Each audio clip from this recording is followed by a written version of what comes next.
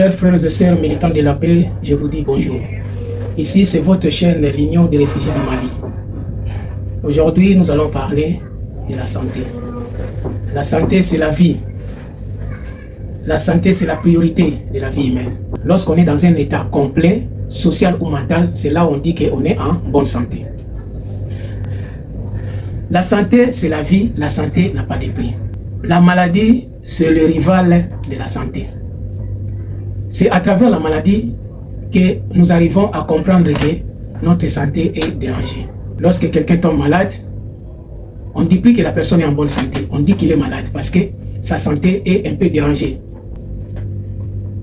Alors, lorsque la santé est dérangée, nous devons recourir vite à l'hôpital. Lorsque vous ne vous sentez pas bien, il faut faire recours à l'hôpital. Il faut aller au centre de santé pour se faire soigner. Ou aller dans les centres de santé pour se faire consulter. Alors, la maladie peut être soignée par les caches, surtout pas la maladie dans ton corps, comme une bombe cachée dans les habits d'un arabe. Le serpent reste toujours un serpent, quelle que soit sa taille. Alors, il est recommandé, lorsque vous êtes malade, allez-y au centre de santé, ou à l'hôpital, ou au dispensaire, allez vous faire soigner, allez vous faire consulter. La maladie vient vite, mais la guérison vient tout lentement. La guérison vient lentement à travers les traitements. Respecter les recommandations du médecin. Il y a des maladies qui peuvent être soignées et après ça laisse un défaut. Il y a des maladies qui peuvent être soignées et ça laisse un défaut à la personne qui était malade. C'est normal, ça arrive, on le voit. Cache surtout pas la maladie dans ton corps. Il faut toujours aller auprès de médecins ou te faire consulter dans des centres de santé pour pouvoir soigner la maladie. La maladie détruit l'organisme du corps au fur et à mesure. Alors il est conseillé, lorsque vous êtes malade, il fallait courir dans les centres de santé pour se faire consulter. Qu'une chose, lorsque vous êtes malade, vous allez remarquer que comme s'il y a une nouvelle personne dans ton corps, le corps devient lourd. Même pour marcher, il faut que quelqu'un puisse te tenir, comme si tu étais dédoublé, tu deviens double. Quelque chose. Quand vous remarquez déjà ces genres d'indices dans ton corps devient lourd, tu n'arrives plus à marcher, tu deviens comme si tu étais dédoublé, comme si tu es double ou trois personnes, mais tu es seul. Donc c'est la maladie. Il est conseillé d'aller voir les médecins ou les spécialistes. Il y a des maladies qui peuvent être soignées par des spécialistes. Il y a des maladies qui peuvent être soignées par les médecins, d'autres maladies qui peuvent être soignées par un médecin généraliste. Mais il y a des maladies qui peuvent être soignées que par les spécialistes. Donc, pour connaître tout ça là, il faut aller consulter les médecins par rapport à ton état de santé. Lorsque vous remarquez qu'il y a mes chers frères et sœurs infirmiers, ne vous faites surtout pas passer par un médecin.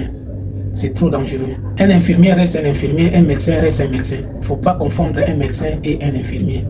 Chacun a son rôle à jouer. Mes frères et sœurs infirmiers, respectez les rôles des médecins.